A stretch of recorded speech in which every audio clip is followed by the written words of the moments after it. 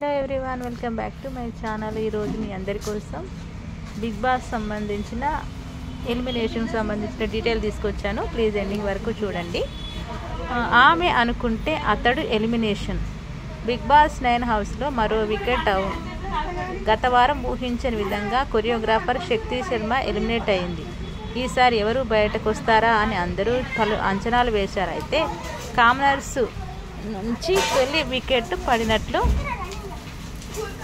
తెలుస్తోంది. చివరిలో ఓటింగ్లో ట్విస్ట్ చోటు చేసుకోవడంతో ఆమె బదులు అతడు ఎలిమినేట్ అయ్యాడట. ఇంతకీ ఏంటి విషయం?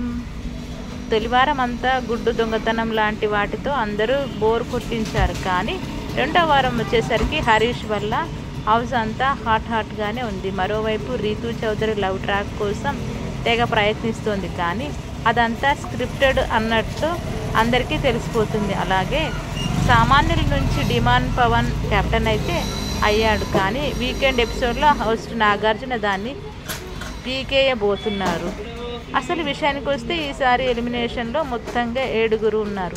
సుమన్ శెట్టి, భరణి, ఫ్లోరా షైని, హరీష్, మనీష్, ప్రియా, పవన్. గత వారంలోనే ఈసారి కూడా ఓటింగ్లో సుమన్ శెట్టి టాప్లో కొనసాగుతున్నట్లు తెలుస్తుంది. తర్వాత భరణి, పవన్, ఫ్లోరా షైనీలు కూడా ఓట్లు బాగానే పడుతున్నాయి. దీంతో వాళ్ళందరూ సుమన్ శెట్టి తర్వాత స్థానాల్లో ఉన్నారట. చివరి 3వ స్థానంలో హరీష్, మనీష్, ప్రియా ఉన్నట్లు తెలుస్తుంది. ఈ క్రమంలోనే ప్రియాకు తక్కువగా ఓటింగ్ ఉండేసరికి ఖచ్చితంగా ఆమె ఎలిమినేషన్ అవుతుందని అంతా అనుకున్నారు. కానీ చివరి రోజైన శుక్రవారం రోజు ప్రియాకు బాగానే ఓట్లు పడ్డాయని, దీంతో మనీష్పై వేటు పడినట్లు తెలుస్తుంది. రెండో వారం మర్యాద మనీష్ ఎలిమినేట్ అయినట్లు సమాచారం.